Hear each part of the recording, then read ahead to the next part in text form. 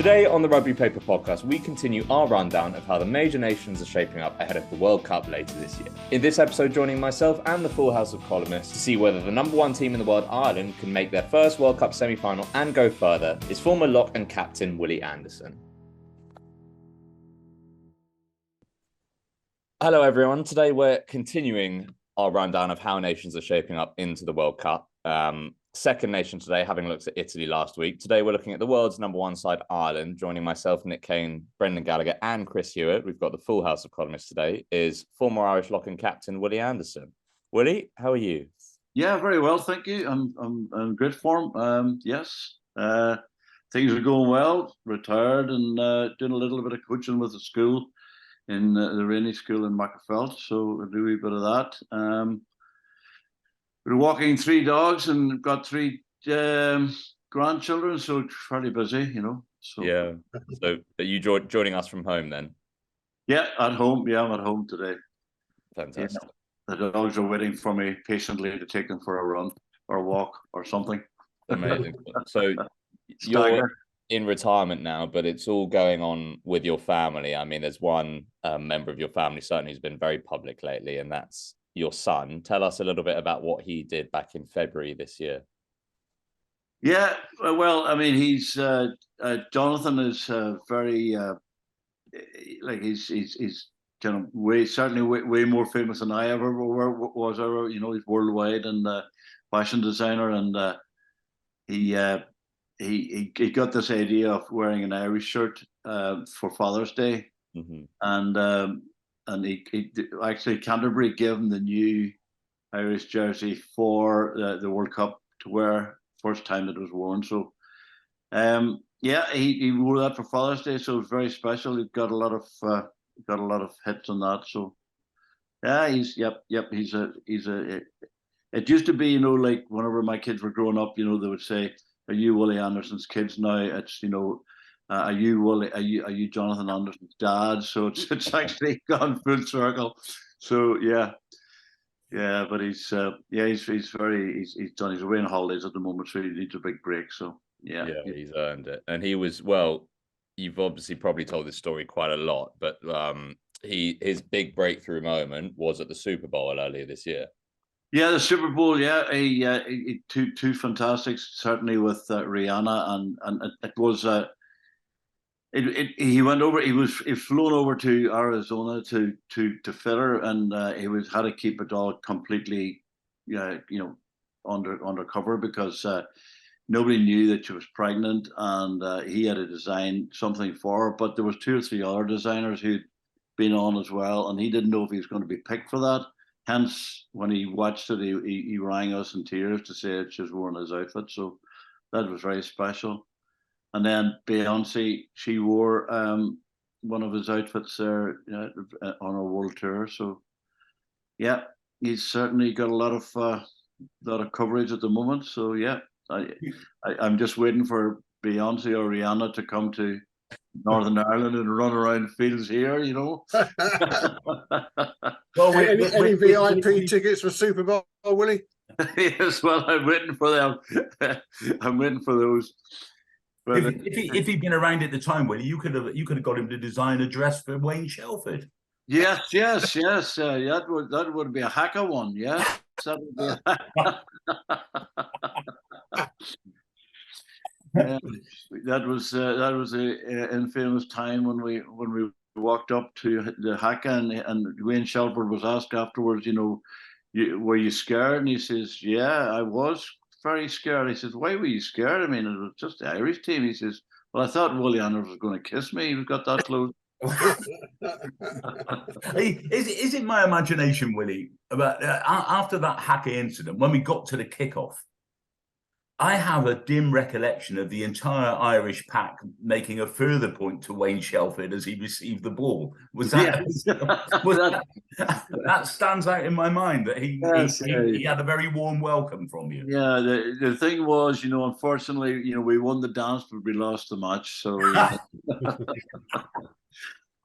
yes, yeah, but it was probably one of the greatest ever, you know, moments, not just for me, but as a sort of feeling, as a an atmosphere that I've ever had, and I thought the crowd were going to come onto the pitch. It was just an amazing thing, and it was totally down to Jimmy Davis and his idea. So it was fantastic. Oh, brilliant! Great memories. I think, was there a quote from you, Willie, after something along the lines of, if they throw the gauntlet down, we've got to be allowed to pick it up. You've got to be allowed to reply to the Haka. Yeah, you see, Jimmy Davison, who was way before his time, like, and he was one of my fantastic idols and mentors. And he said, well, look, and it happens all the time. And if you go to international now, if you go to international and watch even at the All Blacks against Australia, even at the weekend, when they do the Haka, and what happens? The crowd immediately applaud them. They applaud the Haka. So they're actually applauding the opposition. So Jimmy says, well, they're not going to applaud in our stadium. So he says, we'll all get together and we'll all, and I emphasize all, move together and face these guys down nose to nose. But unfortunately, the rest of them are going backwards as I was going forward. So it did strike me on Saturday, Willie, that I mean, it's a gentler age, isn't it, in this sense? I mean, the great show of defiance on Saturday from the Wallabies was the skipper wandering up and placing a boomerang on the floor, and that's stupid in itself, isn't it? Because the boomerang then came round and hit the Wallabies straight between the eyes. Yes, and the thing is, if we did that sort of rendition now of our dance, we would kill about 3 or 4, press, photographers and cameramen on our way through. So a stampede. Also, I mean, that Haka they do currently as well. I mean, they've denied this in the past, but if you looked at Surveyor in particular on Saturday, that final action of drawing the hand or the finger across the throat, there's no mistaking what that symbolises, is there? Definitely not. Yes. I mean, it's not great to see you all, is it? It's yeah, no, it's not, like, let's shake hands and, swap Christmas cards. But I mean, they didn't have a chance to do that against us because they were sort of fairly well sort of scared about what's going to happen next. But it was a tremendous atmosphere, I must say, and people still remind me of it, as you have done today. But they make Willie, on a more serious point, I mean, they obviously do feel that they get a great psychological advantage from it, or at least a boost from it. And, now what World Rugby's decreed is that everybody else should basically be passive and at a distance while they're doing it. Do you have any issues with that? I look, it's something that, well, what we did was, probably different. I know the Irish team, whenever Andy Foley passed away, and they did a number 8, and that was very significant. I just think it's part and parcel of rugby, and it's always been part and parcel of rugby. And I think it's a fantastic spectacle. And if they want to do that and get themselves psyched up, it's up to the opposition to do their thing and get themselves psyched up. And if it's like listening to a national anthem. Whenever I certainly when I played in Cardiff Arms Park, which I thought was the best stadium I ever played in, the national anthem psyched you up by listening to it. It was a fantastic thing. And if the opposition are doing the Haka or whatever sort of the dance they want to do, that should certainly be something that should psych you up to say, well, you're going to have to get yourself well sort of tuned into this game, or else you're going to get your head pulled right off. So. It was in your time that the Haka became something much more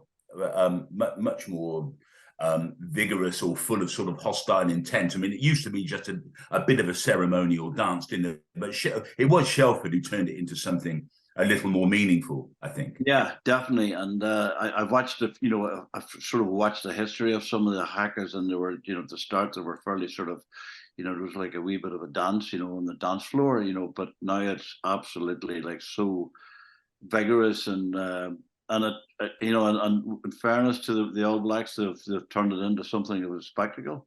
Yeah, the old one looked like the hokey cokey. They were out of rhythm.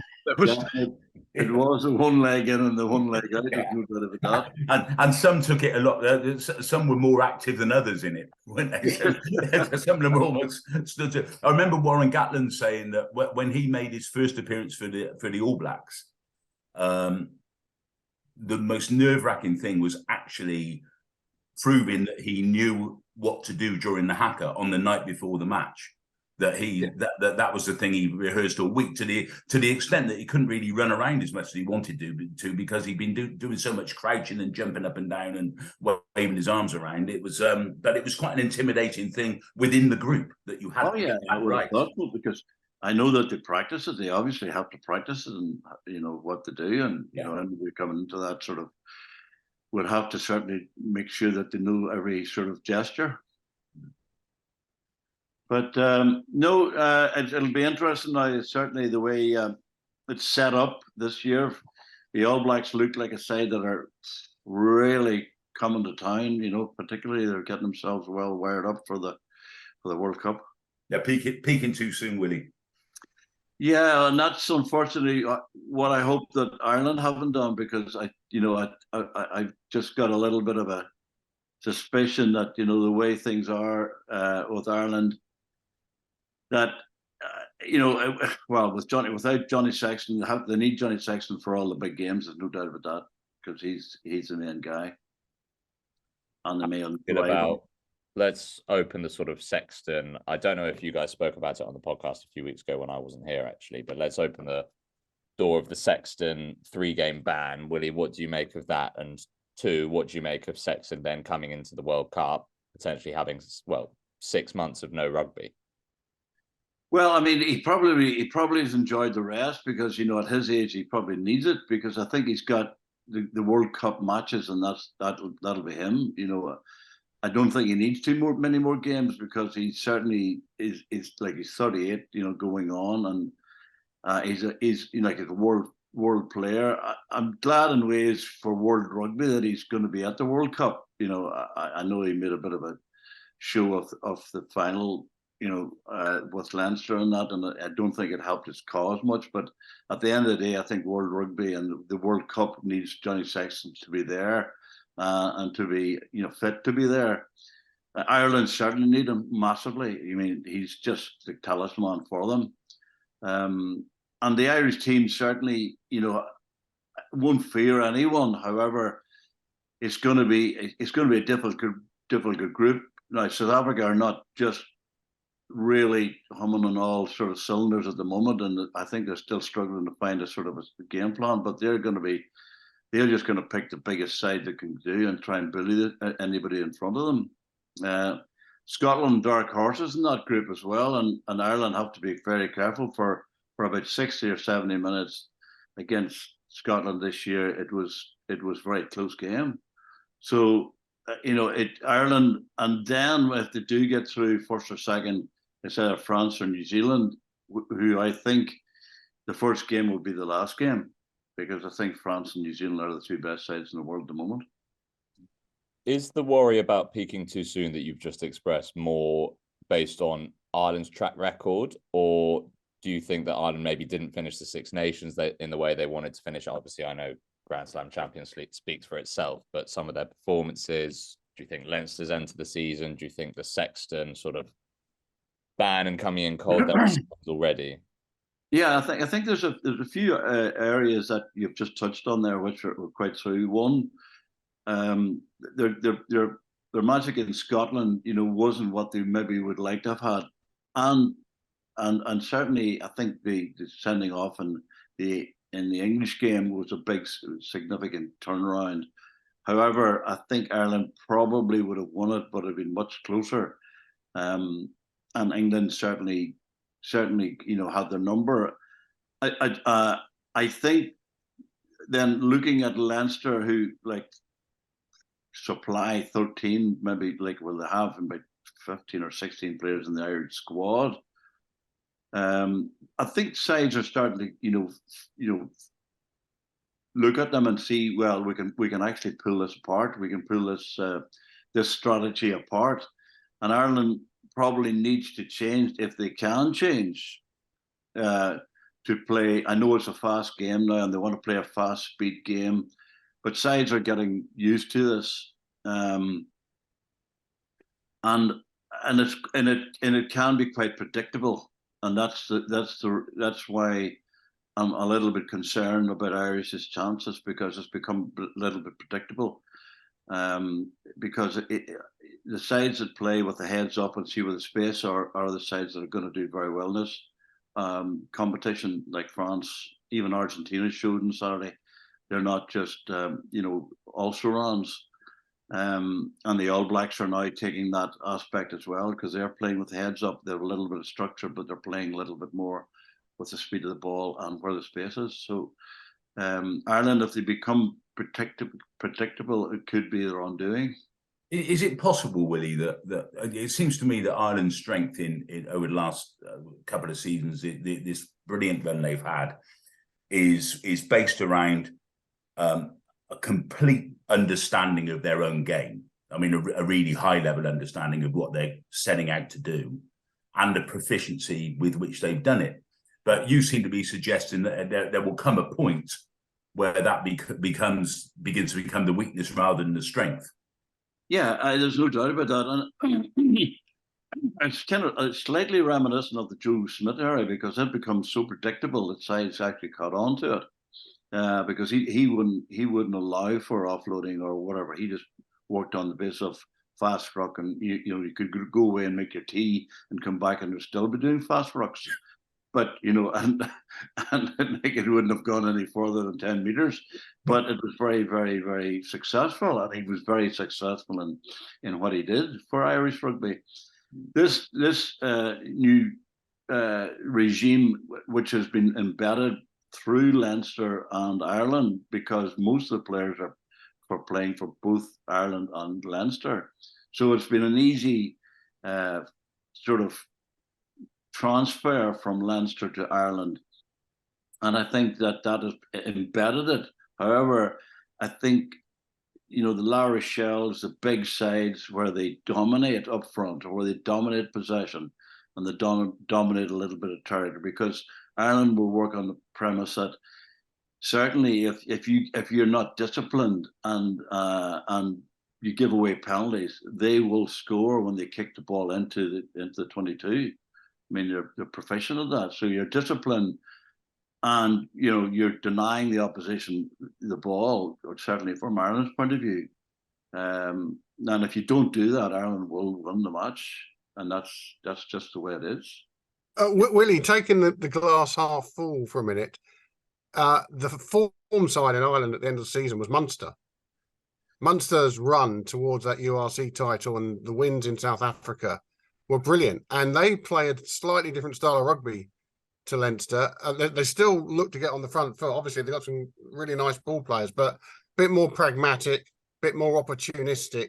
And do Ireland need to embrace a bit of that? And the sort of follow-up to that would be, I thought Jack Crowley was brilliant for them. I don't get the thinking that he's not the successor to Johnny Sexton. He looks a thoroughbred to me. And should Ireland be putting a bit more trust in him if Sexton is either unfit or absent? Well, I think it's very much depending on how their system is being played. Jack Crowley wouldn't be as maybe in vogue, certainly, as the Leinster players would be. So that's probably why they'll go for Byrne. Yes, I agree. However, Munster's, like, it's URC great, but it's nowhere near like European Cup, and Munster did well.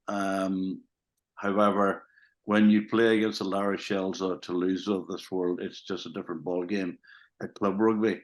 And then when you step up again, to play the French or the New Zealanders, it's another step up, way step up. Yes, I think, they certainly are going to have to take some aspects of the Munster sort of howl up front, because, Ireland have to dominate up front, and they really will have to dominate up front. And if a side sort of matches them, or even slightly, takes on their scrum or denies them line-out possession, then they won't have that sort of, go forward. I thought one of the areas where they were certainly challenged by La Rochelle was their back row. Doris van der Fleer and Conan. They've had fantastic seasons, but they seem to be found out there, and there were questions about the legality, as there always are. Anything to do with the breakdown, there were questions about their legality and so on and so forth. That seemed to me to be one area of real strength where suddenly there was a question mark. Yeah, and as I've said, just there a moment ago there, that I think that when you have a side who, like La Rochelle, who are like the brutality up front, I mean, there's nothing more short of it, but their strength up front in terms of their scrum, their go forward, their big men going forward and getting across the gain line. Every time La Rochelle had the ball, they crossed the gain line, and that was very significant for Ireland, which negated, the Irish back row because they were, or the Leinster back row because they were doing more tackling rather than going forward, running with the ball, or being in support of the ball. Mm. So, you have, the South Africans who play that game. They will play that sort of brutal game. The New Zealanders now have, they've strengthened up their pack. The French have always had massive men up front, and they will certainly at home would be a different animal than when the Irish played them. There's no doubt. The two sides that Ireland have beaten, if they meet them in the quarterfinals, that will be something really different. It's going to be a different ball game. And like Ireland can't afford to lose Sexton. They can't afford to lose Furlong as well, because I think that he's one of the best in the world. But the Irish scrum has to be solid. Their lineup has to be really smart. And again, if they have that, and their go forward goes forward, they will do very well. Mm. Who would you rather play? I know you have to play potentially, if you get through the group stage, of course, you have to play potentially both France and New Zealand, but who would you rather play in that quarterfinal? I think that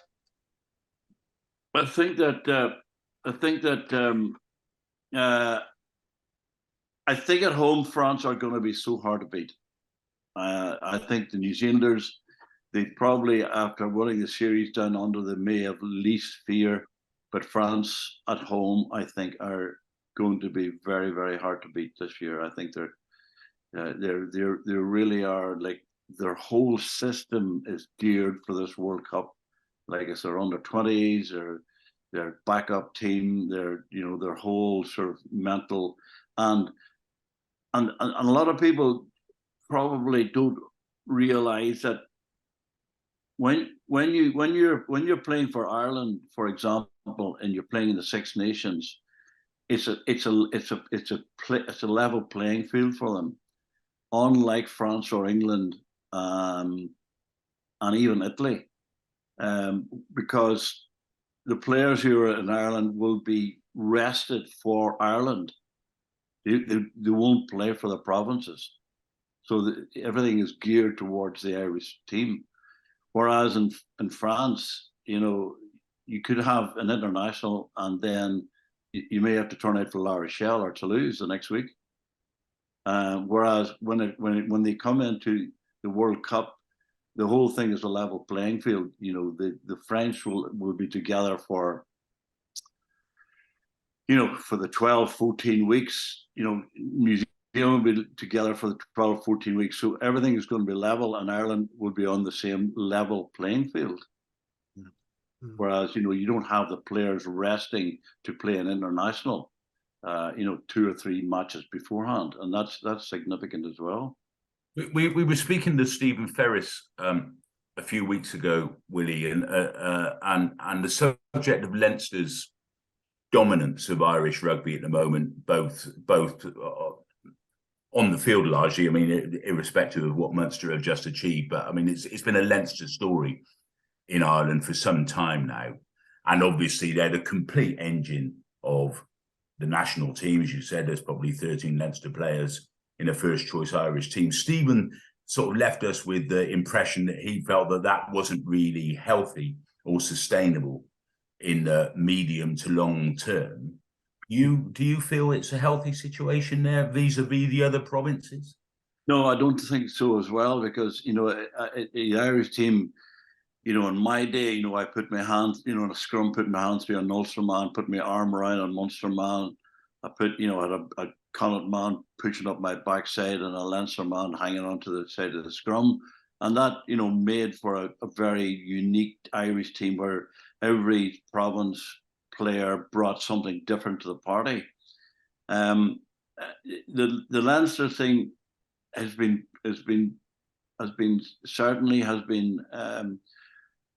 boiled down to the fact that they have 5, 6 or 7 incredibly untalented schools in their province, the Black Rocks and the Clongowes and the St Michael's, etc.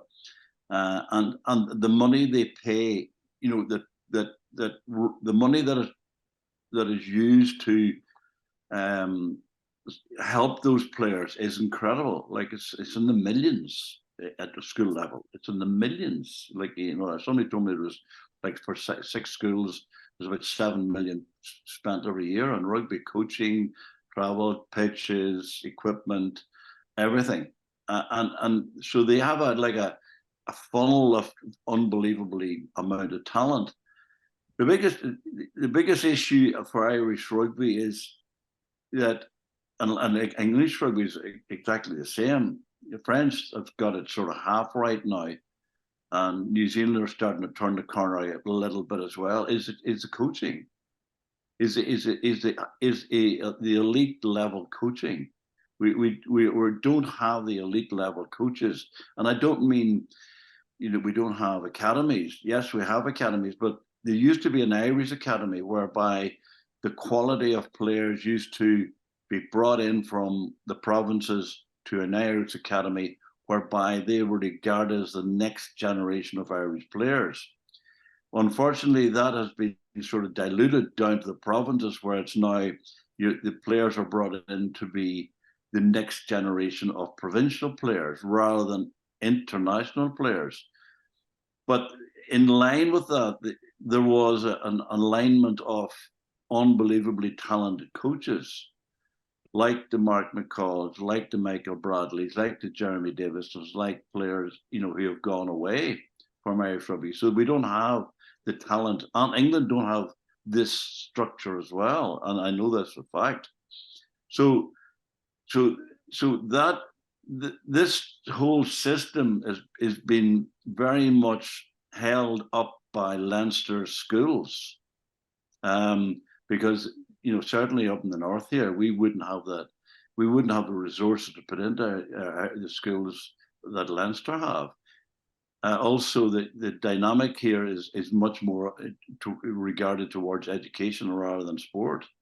So like we have fantastic grammar schools, but again, it's been sort of nullified slightly because of the lack of really top quality coaches being prepared to come through and take the elite players to another level.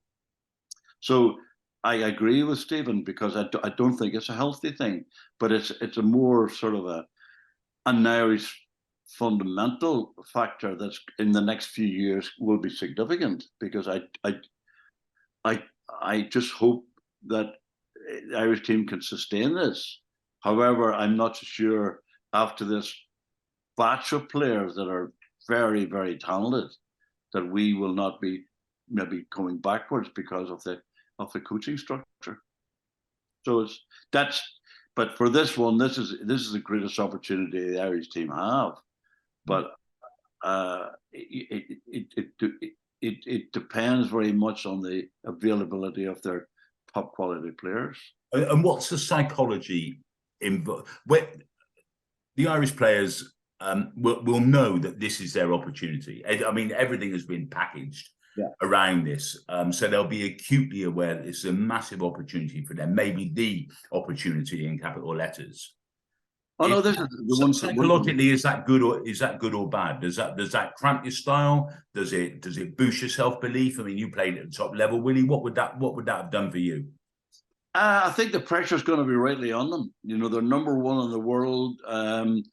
They should be coming out top of their group. That's pressure.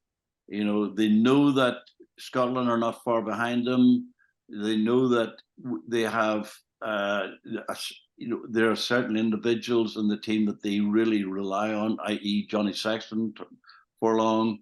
The back row. I mean, they can't afford to lose any players out of that. Are they going to rely totally and wholly on the system that's got them there? Are they going to tweak it enough so that it's actually something different? Now, I don't think that will happen because it's got them here.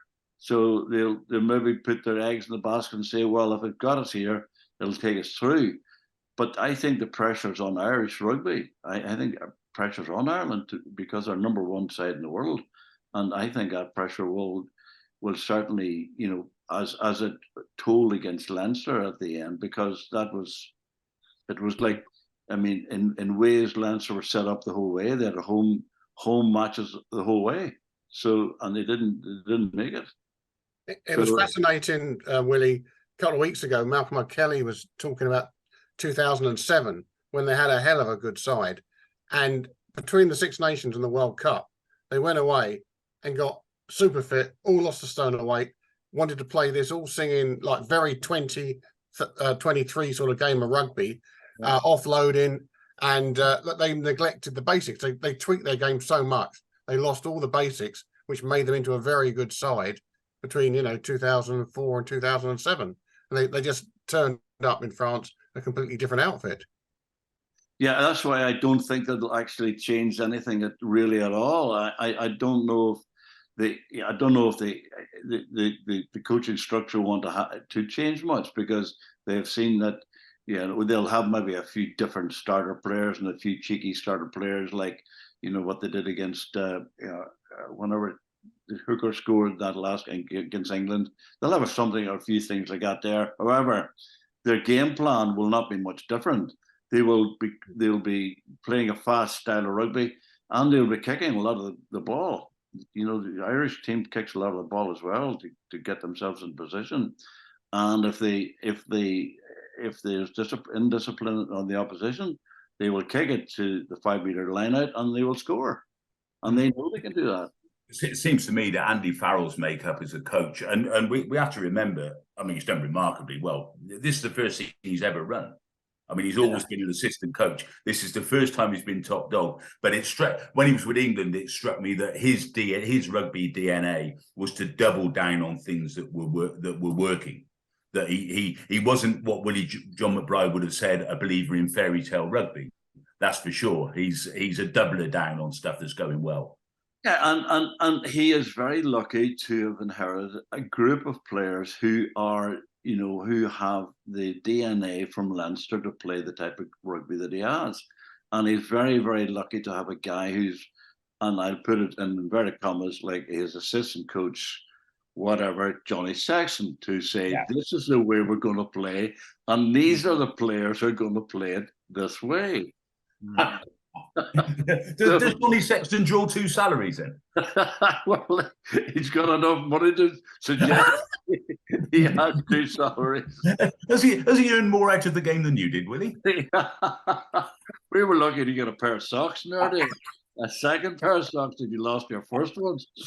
But no, and that's not being. I'm just being realistic, and I hope I'm wrong in the sense that I hope the Irish can really dig it out. But I've just seen evidence, in terms of how the All Blacks are now right up their game, and they're playing a little bit more front foot rugby. They're playing heads up rugby. They're attacking the space. They have a system, however, it's a little bit tweaked differently than when Ireland played them the last time. France will have, as I said, a level playing field, and they will become absolutely well oiled. And they have some of the best players in the world at the moment, and particularly Dupont. Look, and he's just phenomenal in what he does and how he leads his team and how he carries his team.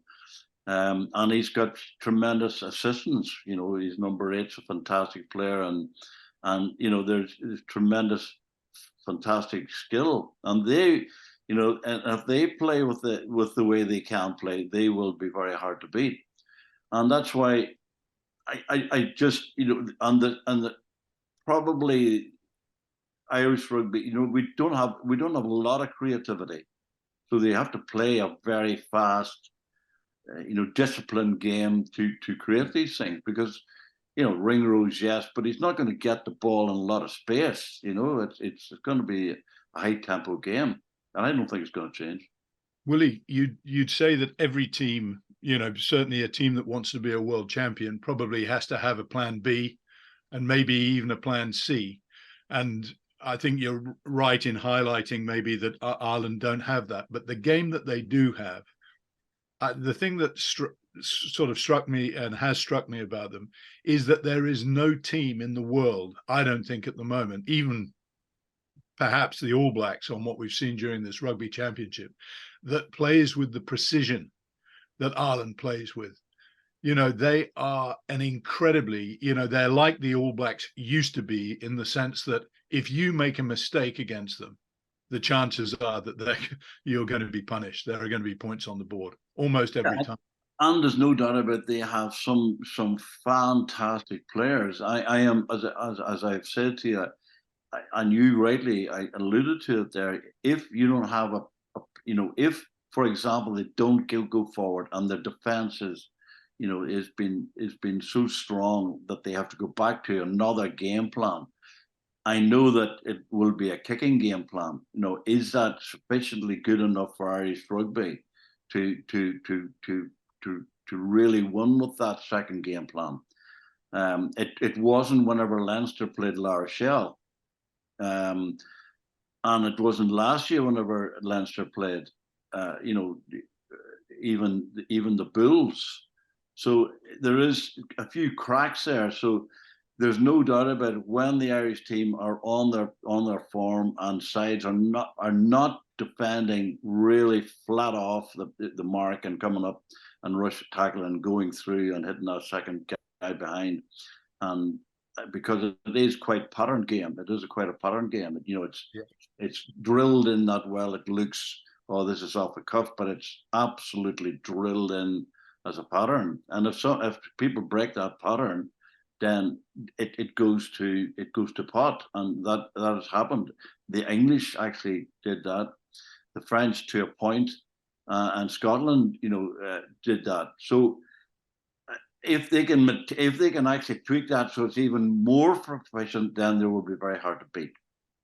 It's interesting, isn't it? In that Ireland starting lineup at the moment, two of the guys, and I take your point that there probably aren't that many of these people, because the collective plan of the Irish side is carried out with such precision, as Nick says. But two of the blokes who do seem to think outside of the box and do different things are the two non-Leinster guys. You got the Hansen guy on the wing, and you got Ty Byrne, who are sort of they're not sort of identikit players, are they? They're not out of the box. They do different things in their own ways.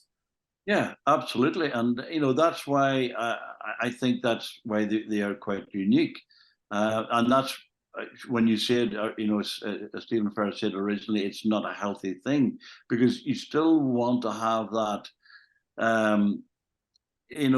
intimate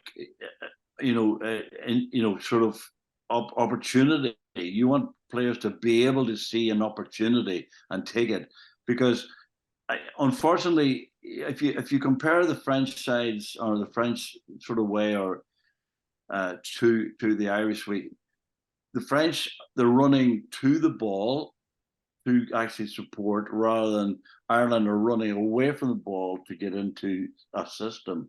So that can be, it can be very effective if it is very proficient, but you may actually not see where the space is, because you're running away from the space whenever the opportunities actually has arisen for you. That's absolutely fascinating, because that explains. Then that's a you've done your very high level coaching. I mean, that's a really good coaching and intuition, because that explains why France can flood the narrow channels in the way they do. Yeah, well, France work on 2 or 3 things. They play in the collective, which is totally different from other nations. Italy do a bit of the collective. Argentina do a bit of the collective. But what they rely on is where the space is. But most importantly, they rely on their anticipation of the speed of the ball, because the speed of the ball will dictate where the space is in and around the breakdown. But if you're running away to set up a pod and a guy behind that pod so they can pull it back or they can dodge it on, that is actually not actually taking the offensive. Now, that the first one is a philosophy that has to start from grassroots, and it's been brought through. And if you analyze the final of the under-20s in fine detail, you will see that the Irish team were actually programmed, and the French team were playing to where the space was at the speed of the ball. So it's incredible, and that's I think the way rugby is changing now. A lot of sides haven't got onto it because it's easier to coach a system rather to coach guys to look up and say, "There's the space.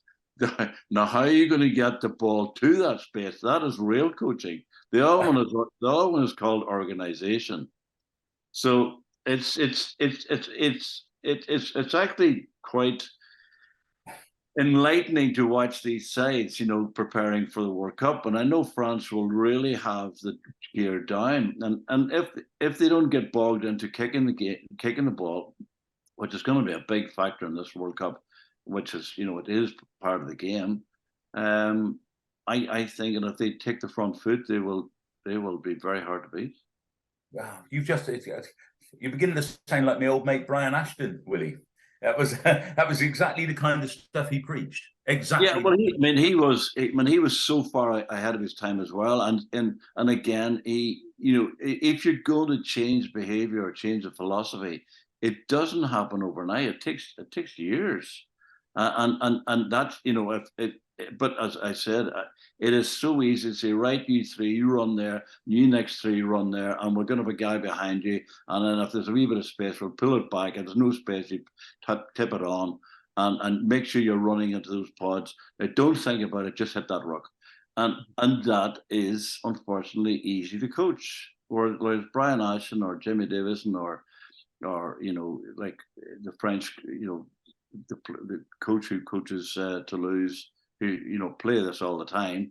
It comes through their whole system, and the French under-20s exactly what they were doing. And then I thought they were absolutely. And it wasn't just because of their size or brutality. Their inventiveness, their skill level, their offloading, and nobody actually was saying, "Oh, don't do it." They did it the whole way through the thing. So they actually were prepared to make mistakes, which is fantastic to win matches. It's weird, isn't it, though, the way in which French rugby sort of veers from one extreme to the other, because they have this as part of their culture, if you like. But it's one of those styles of play, again, where if everybody isn't on the same page, it doesn't work. No. But that is why. And there have been many times when they've not been on the same page and it hasn't worked. Yeah, and normally that has been when they're playing in the Six Nations, because they're playing one match for France and the next match for Toulouse or whatever the week after. Hence, that's why I think this 12 weeks that France have a level playing field will actually be very significant. And I can't see them not playing on the same page. It is sometimes it kind of makes me kind of wryly smile whenever I hear people saying, "Oh, they just play, French rugby. It's just French flair." It isn't that. This is years of thinking and coaching the Villepreux structure, And it's phenomenal when I hear this. Oh, they just throw the ball around. No, they don't. They actually know where the space is. And they do a lot of kicking as well, but they're kicking for purpose. So, that's why I'm looking forward to this World Cup more than any other World Cup, because it's going to be so, with Ireland, with their system and a very successful system, can they be unpicked? Can they zone it down to be really up there? That's going to be fantastic, and I hope they do well, and I want them to do well, and I wish them well, but I hope they don't get bogged down into this is one of the Six Nations. This can win us a World Cup, because it has been proven that La Rochelle said, well, no, that system isn't actually good enough to win a European Cup. So it's going to be very intriguing. It is. I agree with you. But I mean, the one thing I think you probably would concede as well, Willie, is that both of those finals, fantastic finals between Leinster and La Rochelle, they were very close run things. Oh yeah, no, there's no doubt about it, and certainly La Rochelle took their opportunities at the very end, and that's why probably Saxon lost the marbles. But again, it showed the vulnerability of, you have to remember that La Rochelle didn't have 13 internationals, No, sure. who are playing for Ireland. So, it was a group of guys from all over the world who were playing. So, look, I like every Irishman. I want Ireland to do well, and I think they can do very well. And I think if they have certainly as you say, a plan B or C, nailed down, they can do very well. I just hope they don't become predictable, and that sides can pick them. Now they're going to have easy games against the Ulster rounds, but the South African match will be significant, because South Africa, who have been humbled by Ireland, will have a point to prove, and Scotland, who are certainly improving every time, will have a point to prove as well. So I think Ireland are capable of coming out on top of that. It's the next round that's going to be significant. The French or the New Zealanders, on both sides at the moment, they look like the sides who are going to be on top of the form. France for being home, and New Zealand saying, hold on, we were beaten by Ireland last year, ain't going to happen again. Willie, do you see there being any dark horses in this? Do you see there as being any side that might come out of like a bolt from the blue? Well, I mean, like England have it's like literally a walk-in. I mean, it's what a side to the World Cup they have. I mean, Argentina, Australia, I mean, Italy is, or not Italy, but certainly, they're Wales. They're on the easy side of the thing. England could go the whole way. So, and Argentina, certainly the way they are playing, again, they're playing because they know they can't really match the sides up front, but their skill level has been phenomenal. And their way they're playing and seeing and exploiting space is outstanding. So they could be a dark horse, maybe get to the final, but doubt it. England, I think, again, can the resources they have, they should be there. And what do you make of Australia and Wales, Willie? Well, I think I don't think Eddie Jones will not get a side prepared for the World Cup. I think they've got the talent there. I'm not so sure they're maybe just right on the page yet. They're trying a lot of players at 10 and and different combinations. I think they'll still be a bit of a threat. I just think Wales is going to be so difficult for them the whole way. I just don't think they're. Yeah, there's it doesn't sound like a good spot to be. But they might do okay. But again, a level playing field, they might gel together. But I think it's going to be difficult for them. You get the feeling with the Wallabies, Willie, don't you? That these are big things, but they're they're only a really confident front row and a playmaker at 10 away from being a really dangerous team. But actually, those are two quite big things to rustle up this close to a World Cup. Yeah, and like they always sort of kind of peak to it as well. I know they've really had a shocker, in terms of this championship. But I wouldn't write them off. I still think they've got quality enough players, and certainly if they can get a game plan, or they can agree on a game plan, then I think they can be fairly formidable as well. I think South Africa are just going to use what they've been used to. I mean, they're just going to. I mean, they picked the biggest side in the world there, to play against Argentina, and they still nearly came unstuck. So they're going through a little bit of a sort of change, and how they want to play, but they're going to probably stick with, let's beat them up front, let's scrimmage them off the park, and let's kick the ball into the corners, and use their strength. So I think it's, I think this Ireland, New Zealand, France, England. I think England still will be hard to beat, but that's my my view. I think it's going to be really an interesting World Cup, and as you say, there's going to be a few shocks. You never know. There could be a Japan in there somewhere, beating someone, or an Argentina. If there's a shock, it'll be that someone will be England. Yeah, well, I mean, like England have, they played superbly well against Ireland, and without saying it, I mean, they would have said I feared most of the championship, because I knew that nothing to lose, and if they can get the right combinations as well, I mean, they can do very well in this tournament.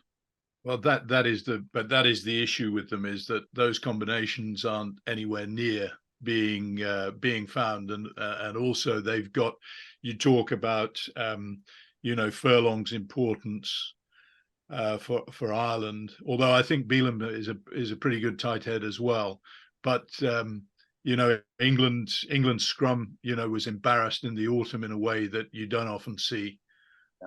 So I think that they've got some serious issues to overcome. Yeah, there's no doubt about that.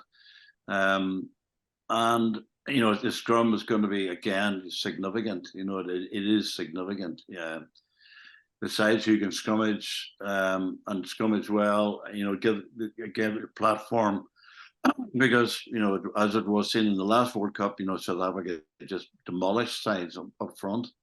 I think it's going to be a little bit more expansive this time. I don't think, I think sides like Argentina have shown that if a side wants to, bombard them up front, or brutalize them up front, or, bully them up front, they can actually cope with it, to get the ball away, keep the ball alive, fast rucks, attack the space.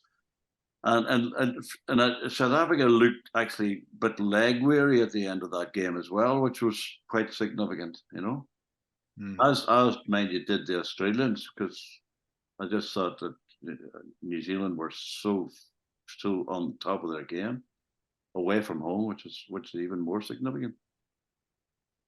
Willie, we're a little bit pushed for time, so I've just got one more thing I want to cover on the Ireland front, and that's quite simply you to stick your neck out and say, where are Ireland getting to?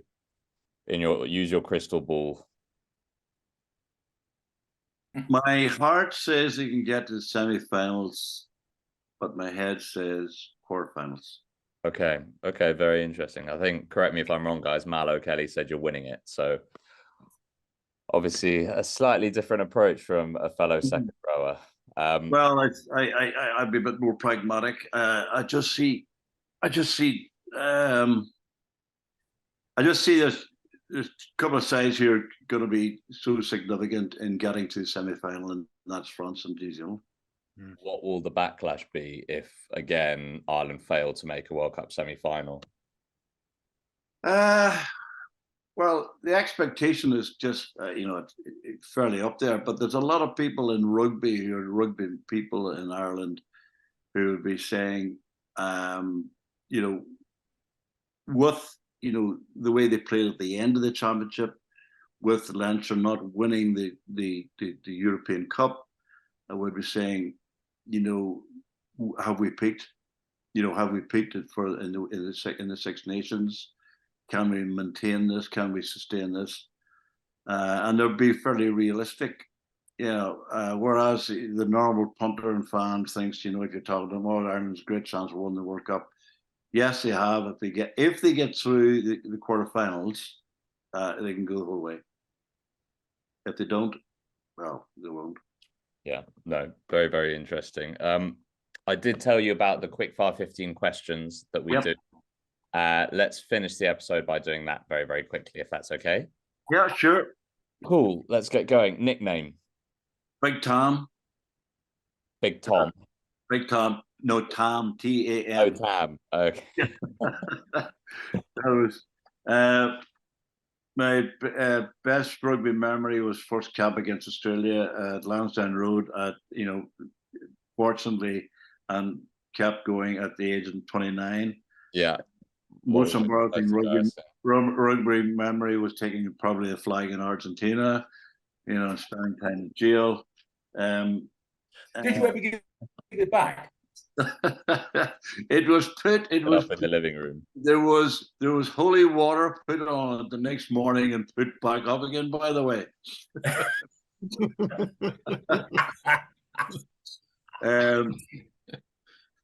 Spansel held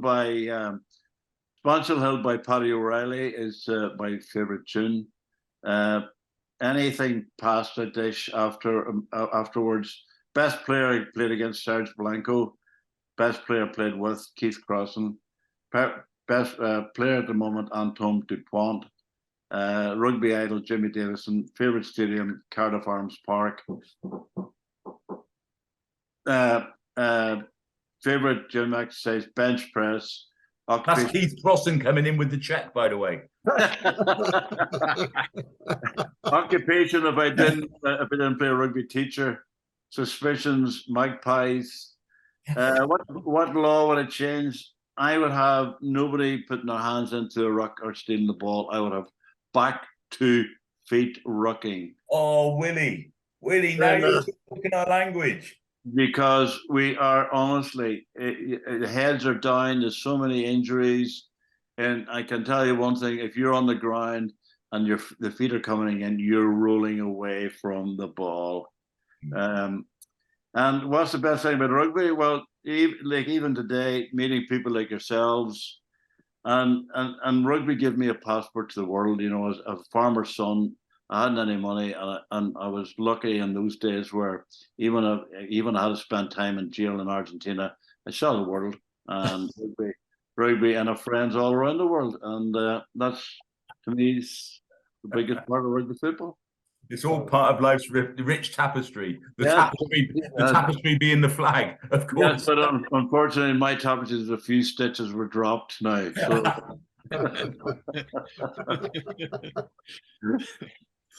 But, Willie, that was fantastic. That was the easiest round of Rugby 15 we've ever had to do, because I didn't even have to ask you the questions. So that was quick fire. Well, man, I appreciate being on, Ollie. Thanks very much for asking me on board. I'm not being sort of half glass empty. I just have a realism about where Irish rugby can go in this World Cup, and I just see sides who are playing on a different level, and hopefully we can get there. But if we get through the quarterfinals, I think we can do well. But that's the quarterfinals going to be a stumble block. Yeah. Well, we've had some very different predictions from a few of our Irish guests, so it'll be interesting to see where you guys end up. But no, Willie, wishing you and your family all the best, and enjoy the World Cup, and maybe we'll catch up soon afterwards. Yeah, and I hope to meet you guys in the flesh some of these days. All right, man. Oh, we'd only be a disappointment to you, Willie. Never meet your heroes, Willie. Never meet your heroes. Exactly. I can vouch for that one. Take care, Willie. Thank you. Enjoy your toe walking. Goodbye. Thanks for listening to this week's edition of the Rugby Paper Podcast, and don't forget to subscribe on whichever podcast platform you use and recommend the show to your friends. The Rugby Paper is available to buy every Sunday, and to make sure you don't miss it, subscribe through our print, digital and online options at therugbypaper.co.uk/subscriptions. That's therugbypaper.co.uk/subscriptions to get all our content for as little as 14p per day.